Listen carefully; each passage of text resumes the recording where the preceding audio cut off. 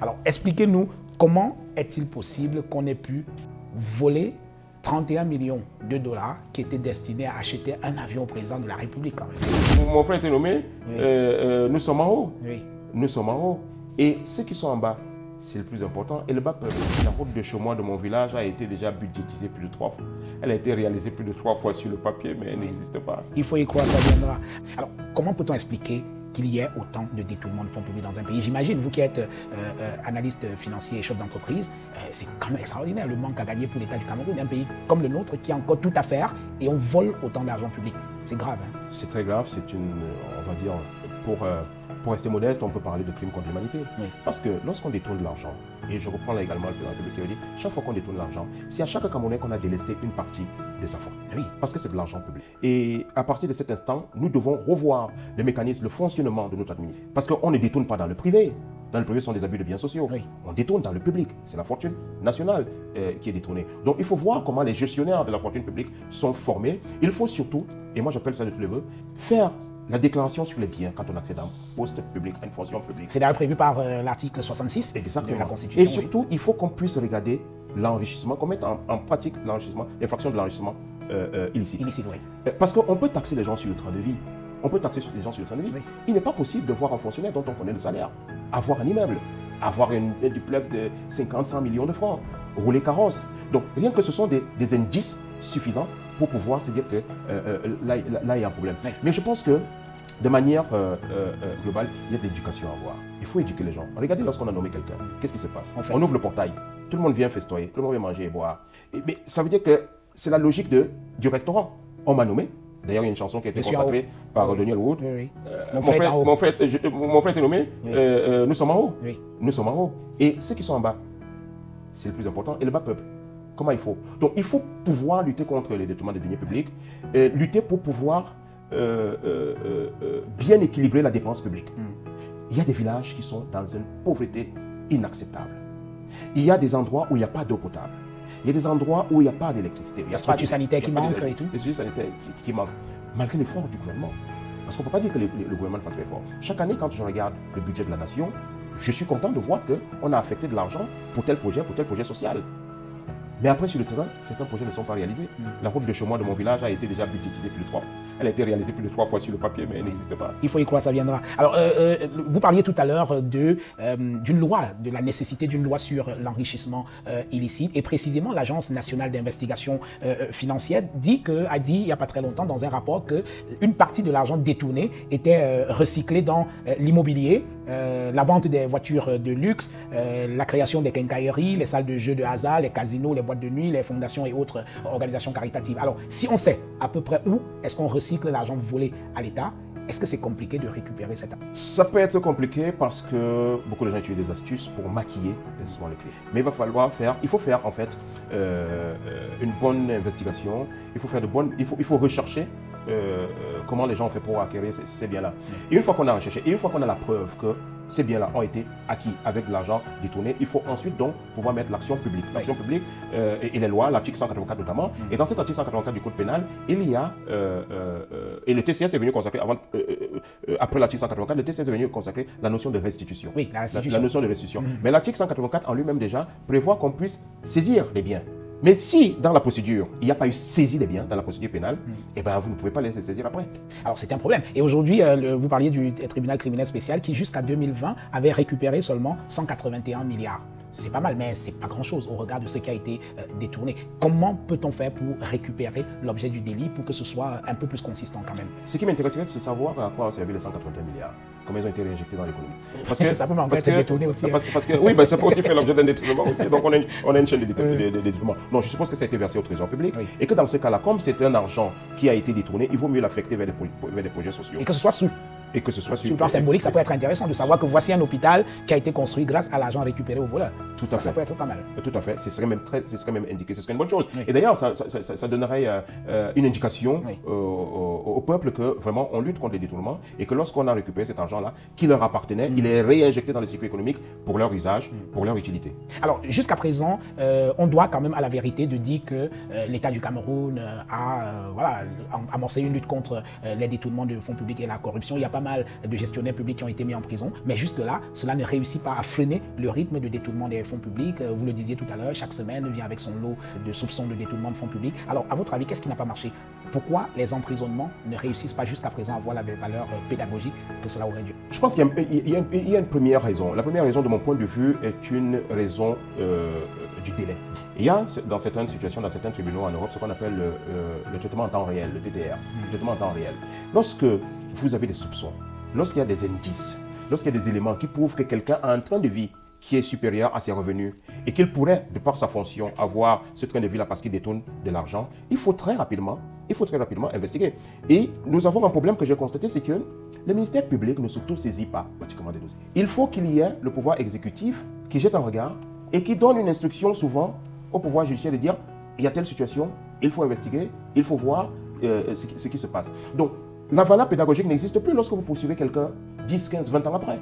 Donc, pendant ce temps-là, Le pauvre a même oublié ce qu'il avait fait. non seulement il a oublié, mais ceux qui sont en fonction, ils se disent, tant qu'on ne m'a pas pris, il n'y a pas de problème.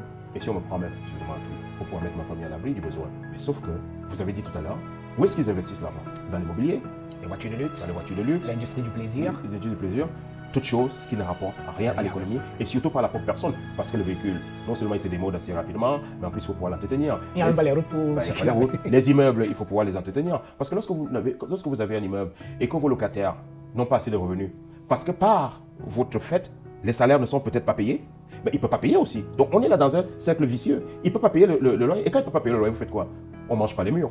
Les murs ne c'est pas un repas. Donc vous avez besoin d'être dans un système économique intégré où tout le monde a suffisamment de ressources, de revenus pour pouvoir faire face à ses engagements et à ses charges. Donc pour vous, il faut systématiser les procédures judiciaires, ne pas trop attendre avant de pouvoir ouvrir une information judiciaire contre les personnes qui seraient soupçonnées. Non seulement ne pas tout attendre, Oui. mais en outre, lorsqu'on a arrêté la personne, lorsqu'on a soupçonné la personne, lorsque la personne a été mise par exemple en détention provisoire, il faut également que les délais prescrits par le Code de procédure pénale ou alors par le TCS soient absolument respectés. C'est-à-dire que la détention provisoire dans le Code de procédure pénale est de 6 mois renouvelable 2 fois. Donc 18 mois maximum. Dans ce temps-là, il faut pouvoir encadrer les investigations.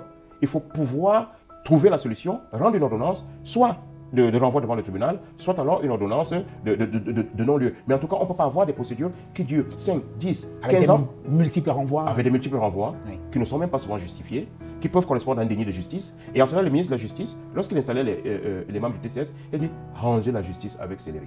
Une bonne justice est une justice qui est rendue dans un délai bien précis, qui est encadré par la loi, mais qui surtout respecte le sacro-saint principe de la présomption d'innocence, oui. le débat contradictoire et l'administration des preuves telles que prévues par le Code de procédure pénale, la preuve primaire, la preuve secondaire, et surtout des témoignages crédibles, témoins, quelqu'un qui a vu, entendu, perçu les faits, pas des témoins qui sont que des témoins à charge pour venir acculer parce qu'ils ont peut-être un point personnel avec la personne qui est devant la barre. Alors pour sortir sur ce point-là, Hubert Otélé Somba, est-ce que vous pensez qu'il n'y a pas également un problème de ressources humaines au niveau de l'investigation financière? Parce que les crimes de détournement de fonds publics sont parfois d'une extraordinaire complexité. Or, au niveau de la police judiciaire où l'enquête commence, parfois c'est là que l'enquête est un peu faussée. Oh que oui, il faut des spécialistes de la finance. Oh que oui. Je veux dire qu'à l'époque, je me rappelle dans une procédure dans laquelle j'ai été On en parlera tout à l'heure. injustement mêlé, le sous-directeur des enquêtes économiques et financières avait une licence en géographie. J'ai répondu à votre question? Donc c'est un problème. Il y a un problème de ressources. Il faut former. Il faut comprendre l'iter criminis en matière de détournement. Les crimes économiques, oui. Il faut comprendre la finance internationale. Il faut pouvoir faire des commissions rogatoires à l'international. Il faut pouvoir utiliser l'entraide judiciaire entre les pays.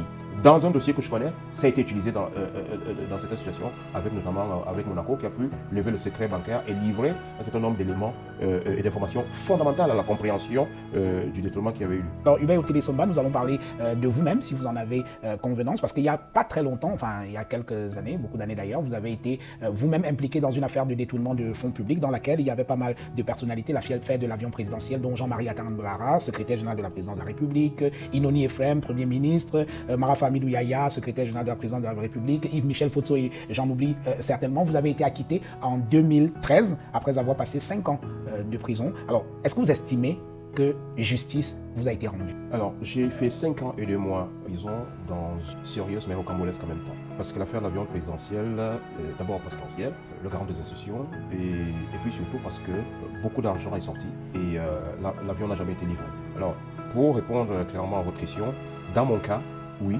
dans mon cas, à moi personnel, la justice a été rendue, mais ça met trop de temps. Vous avez quand même passé 5 ans derrière les barreaux. 5 ans et 2 mois.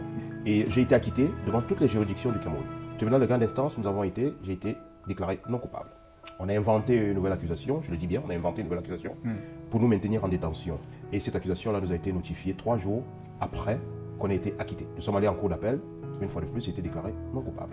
Alors, et ça n'a pas suffi, nous sommes allés ensuite au TCS et j'ai à nouveau été déclaré non coupable. Je suis un cas atypique. Oui.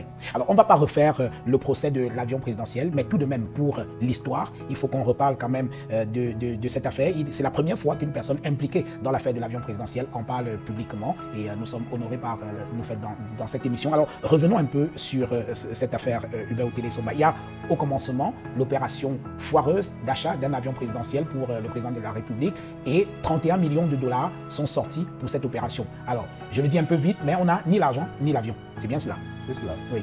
Alors, expliquez-nous, comment est-il possible qu'on ait pu voler 31 millions de dollars qui étaient destinés à acheter un avion au président de la République quand même? C'est fort, hein? Oui, c'est très fort. Alors, en 2001, oui. La décision qui avait déjà fait l'objet d'études depuis quelque temps au niveau de l'état-major particulier pour la République, la décision a été prise de doter le président de la République d'un nouvel aéronef. Et c'était une bonne décision. C'était une bonne décision d'abord pour des raisons de souveraineté, mais également pour des raisons d'efficacité dans les déplacements du président de la République. Parce qu'à ce moment-là, il louait des avions, il prenait des avions de la Camer. Et lorsqu'il prenait l'avion de la Camer, bien entendu, l'entreprise était paralysée. Les passagers devaient attendre, pas totalement paralysés, parce qu'à ce moment-là, il y avait plusieurs avions à la Camer. Mais en tout cas, le plus gros porteur, le JAL, le 767, était immobilisé pour les déplacements du public. Donc, il a pris une bonne décision. Elle a été étudiée depuis l'état-major particulier. Mais c'est l'implémentation de la décision qui pose problème et qui nous fait arriver à cette histoire de disparition, dissipation de 31 millions de dollars. Donc en 2001, les fonds sont sortis des caisses de la SNH, des banques de la SNH à Paris. Et au lieu que l'argent n'aille directement chez Boeing, l'argent est parti chez un intermédiaire inconnu dans le domaine aéronautique, qui n'avait aucune surface financière lui permettant soit de négocier avec un grand constructeur comme Boeing, ou alors d'acheter directement un avion et le mettre à la disposition de l'État du Cameroun. Et c'est là, il faut bien comprendre, c'est le fait notamment de passer par une entreprise qui s'appelait GIA, oui. de passer par une entreprise qui n'existe pas, qui n'a aucune existence fonctionnelle. Au moment où l'argent est viré dans les comptes de GIA dans l'État d'Oregon, à la Bank of America, cette entreprise n'a que 4 000 $ dans son compte. Et on lui donne 31 millions. Oui. On lui donne 31 millions. Vous voyez un peu l'effet exponentiel, l'effet de levier. Donc c'est là le principal problème. Le reste, c'est de la farinade. Oui. 31 millions de dollars sont partis dans une entreprise qui ne pouvait pas, qui n'avait pas la capacité de pouvoir mener une telle opération. Alors, est-ce que les donneurs d'ordre savaient que cette entreprise n'avait pas cette capacité? Peut-être, parce que les mêmes donneurs d'ordre ont récupéré cet argent-là. L'argent est revenu 1 ou 2 mois après au Cameroun, dans les comptes d'une banque commerciale de la place, qui était à l'époque la propriété de l'un des protagonistes de l'affaire, en l'occurrence le directeur général de la Cameroun Airlines. L'argent est revenu dans un compte qui a été identifié et qui a fait l'objet d'une enquête judiciaire et qui a déterminé que cette entreprise Betts Limited appartenait effectivement à l'ancien directeur général de la Camer. Donc l'argent est revenu dans ses comptes, entre ses mains. Et bien entendu, l'avion n'a jamais pu être livré parce que l'avion n'a pas été payé. Simple as that.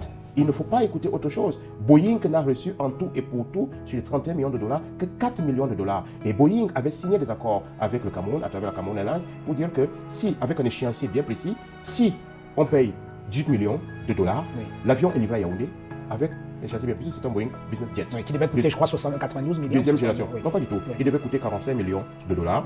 Et puis maintenant, il devait faire l'objet des équipements spéciaux à l'intérieur qui tournaient autour d'à peu près 15 millions de dollars également, qui devaient être effectués par Jet Aviation à Genève en Suisse, qui a souvent l'habitude d'équiper des corporate jets et avec lequel le Cameroun a souvent travaillé. Donc c'est une entreprise sérieuse qui est bien connue. Donc voilà. 31 millions de dollars suffisait largement pour que l'avion soit livré à Yaoundé. Mais l'argent n'est jamais arrivé chez Boeing, c'est tout. Alors, à partir de quel moment vous entrez en jeu pour que vous soyez interpellé? Vous n'êtes pas là au moment où on vit les 31 millions de dollars dans les comptes de GIA. À partir de quel moment vous entrez? Alors, nous entrons en lice à partir de 2003, de manière pratique. Mais nous commençons les relations avec l'État du Cameroun en 2002.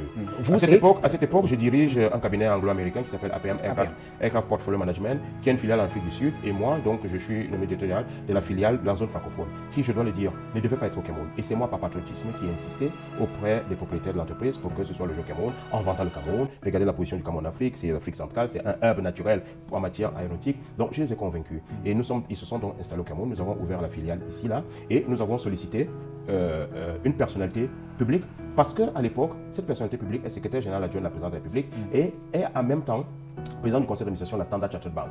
Donc, connaît le monde des affaires. La même personnalité a été percepteur du Cameroun à l'ambassade du Cameroun à Washington à l'époque. La même personnalité a été secrétaire d'État aux finances, je pense. Donc, c'est quelqu'un qui a la compétence requise pour comprendre les mécanismes économiques. Vous parlez de Inoni Ephraim. Inoni Ephraim. Oui. Donc, nous avions besoin juste, nous l'avons sollicité. Normalement, il a accepté, il nous a fait l'honneur d'être président du conseil d'administration non exécutif de notre cabinet. Donc, nous signons un contrat d'audit des avions de la CAMER, la flotte de la CAMER, avec l'État du Cameroun, représenté par le ministère des Transports, le 31 janvier 2003. À partir de cet instant-là, nous commençons à mener l'audit, nous avons la CAMER, et au cours de cet audit-là, nous constatons qu'il y a eu des transactions relatives à un avion qui n'existe pas, qui n'est pas livré, et qui est un corporate jet BBJ-2. Le BBJ-2, voilà. Et on se rend compte que c'est un avion qui est destiné au président de la République. Et bien entendu, très rapidement, nous nous rendons compte que l'entreprise intermédiaire qui a été utilisée, GIA, c'est une entreprise factice, c'est une entreprise qui n'existe pas. Et à ce moment-là, le président de APM, moi je suis directeur général adjoint chargé de la filiale en zone francophone, le président de l'entreprise de PDG, M. Kevin Walls, saisit la présidence de la République pour leur dire qu'il y a un problème et il faut sécuriser les fonds de l'État du Cameroun s'ils existent encore. Si ces fonds existent, donner le mandat d'aller voir, d'aller vérifier, d'aller investiguer auprès de cette entreprise-là et réclamer les fonds. La lettre de M. Kevin Walls est sans équivoque. Il dit les fonds appartenant à l'État du Cameroun, la présidence de la République, destinés à l'achat d'avions présidentiels, soient sécurisés dans les caisses de APM, puisque APM à ce moment-là est l'auditeur officiel de l'État du Cameroun et que APM à ce moment-là rend déjà des services au Cameroun, paye un certain nombre de factures de la Cameroun Airlines. Donc voilà comment nous nous retrouvons dans l'affaire. Mais il ne vous échappe pas que 2001, l'argent est sorti en 2001, nous sommes là en 2003. 2 ans après, et que l'argent est revenu pour une bonne partie au Cameroun 2 mois après. Donc l'argent n'existe plus. Et lorsque M. Kevin Walls commence à investir auprès de l'entreprise, on se rend très vite compte que l'argent n'existe plus. Et là, on vous accuse d'avoir voulu non pas sécuriser cet argent, mais prendre pour vous. On a voulu détourner. C'est une tentative de détournement d'un argent déjà détourné. Alors, et quel est le rôle de Jean-Marie Atangan-Mbara dans cette affaire? Parce que jusqu'à présent, il n'est pas encore secrétaire général de la présidence de la République, si je ne m'abuse, au moment où les 31 millions de dollars sont virés dans les comptes de GIA. Il n'est pas encore la présidence de la République. Et donc, quand il devient secrétaire général de la présidence de la République, il a la même mission que vous, c'est-à-dire de récupérer cet argent s'il existe encore, si je m'abuse. Chronologiquement, Jean-Marie Atangan-Mbara est nommé ministre d'État secrétaire de la République en août 2002. Voilà. Donc, un an après la sortie des fonds. Et lorsqu'il arrive, d'après ses auditions, dans notre procédure, il déclare que l'une des missions qu'il avait, c'est de savoir pourquoi l'avion n'est pas encore livré. À ce moment-là, personne ne sait que l'argent est détourné. Donc, la mission qu'il a de récupérer cet argent, c'est lorsque M. Kevin Walls attire son attention et dit que, attention, il y a de l'argent du Cameroun qui nous semble être en divagation et il faut essayer de récupérer cet argent-là. Et il saisit donc le ministre d'État secrétaire de la République, Escalité, lequel donne un accord pour que l'argent, et la lettre est claire, c'est une lettre de 3 lignes, pour que l'argent soit effectivement sécurisé dans les comptes de APM, récupéré en Europe.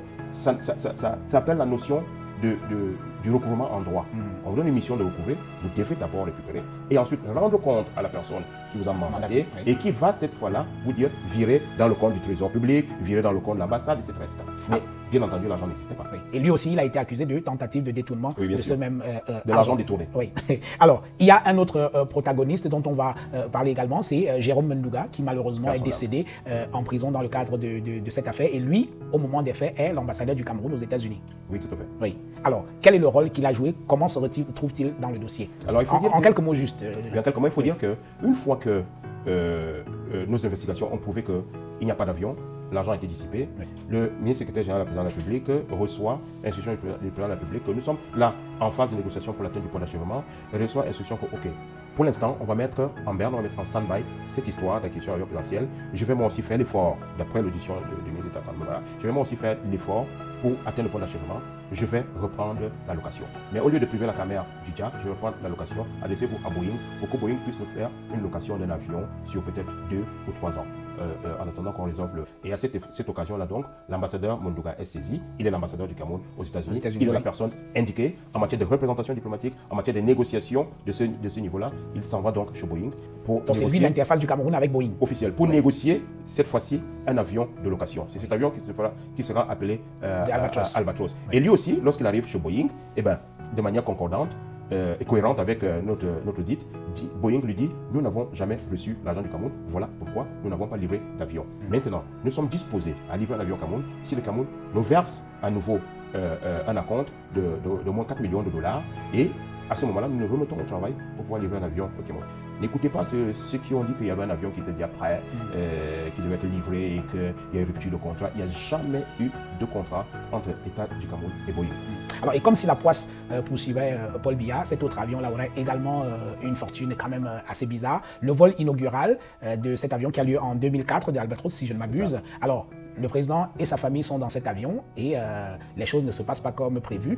Jean-Marie Atambara et d'autres personnes vont être accusées d'avoir tenté d'assassiner le président de la République dans cet avion. Alors, c'est quoi le truc? Alors, là quand même, c'est un grand mot. D'abord, je ne veux pas dire que le président n'a pas de poisse. Tout simplement, il y a des collaborateurs. Mais BJ2, non, mais ils ont 31 millions de dollars pour acheter son avion. Il n'a ni l'argent ni l'avion. Albatros vient, il monte là-dedans, il a des frayeurs. Il y a des collaborateurs qui n'ont pas fait leur travail. Oui. Et puis, l'avion présidentiel, ce n'est pas l'avion de M. Paul Biya. C'est l'avion de la présidence de la République du Cameroun. Lorsque le président actuel, notre président actuel, accède à la magistrature suprême en 1982, il trouve un avion. Oui. L'ancien président n'est pas parti avec les avions. Il trouve un avion, il trouve une flotte. Donc lui aussi, il acquiert un avion pour la République du Cameroun. Oui. C'est pas pour lui, c'est pas une facétie, c'est pas quelqu'un qui joue à la midinette, c'est un bien public. Oui. Il est classé comme tel. D'accord? Donc à partir de cet instant-là, lorsque il prend cet avion en avril 2004 pour aller au sommet sur le bassin du Niger à Paris, il se trouve que l'avion, et ça, ce sont les pilotes d'état-major particulier de la République, le colonel Ndongue en l'occurrence, qui est entendu non seulement à l'enquête préliminaire, mais aussi devant la barre, vient dire qu'il n'y a jamais eu de problème avec l'avion. La preuve, l'avion a été rendu à Boeing et Boeing l'a loué immédiatement à quelqu'un d'autre. Il vole encore peut-être, on peut retrouver sa trace, mais il a été loué immédiatement. Mais qu'est-ce qui s'est passé pour qu'on dise que des gens ont voulu tuer le chef de l'État avec un vieil avion? Non, l'avion a été rénové. Un avion, vous savez, un avion ne se juge pas par son âge. Un avion se juge par le nombre de cycles d'atterrissage et le nombre d'heures de vol, peut-être. D'heures de vol également. Donc à ce niveau-là, cet avion-là n'avait pas de problème, il a été rénové. Et puis c'est Boeing, s'il vous plaît. C'est Boeing. Le budget de Boeing est plus grand que le budget des pays africains. Donc Boeing ne peut pas risquer sa réputation de donner un avion. Mais cet avion-là a été mis à niveau parce qu'il était garé. Il ne roulait pas au moment où le Cameroun le prend, au moment où Boeing l'offre. Mais cet avion-là a fait l'objet d'une rénovation qui a été suivie à la fois par l'état-major particulier de la présidence de la République, par l'autorité aéronautique, les ingénieurs de l'autorité aéronautique, par les ingénieurs de la Cameroun Airlines. Ils ont donné l'accord pour que l'avion était bon. L'avion a reçu le certificat de navigabilité de l'État des États-Unis. Et vous imaginez bien que les États-Unis, après les attentats du 11 septembre 2001, sont très regardants. Oui. Les vols d'essai ont été faits dans l'espace aérien américain. Oui. Donc l'avion est arrivé, il y a eu un problème qui a été dit au tribunal, un petit problème. Lors de l'audition du colonel Ndongue. Le colonel Ndongue, interrogé plusieurs fois, il y a eu un petit problème, juste que les trains d'atterrissage n'étaient pas vides, c'est tout. Mais ça ne pose aucun problème technique, un avion pour voler avec les trains, juste que l'aérodynamisme va être freiné, on lui met par exemple 6 heures, mais le drame c'est que les trains d'atterrissage ne sortent pas, parce que vous ne pouvez pas atterrir. Donc, mais là, et puis le problème a été résolu, ils étaient au-dessus de Fumban à ce moment-là, l'avion venait de décoller, le problème a été résolu et ils ont continué. Ils étaient encore dans l'espace aérien du Cameroun, ils ont continué jusqu'à Paris.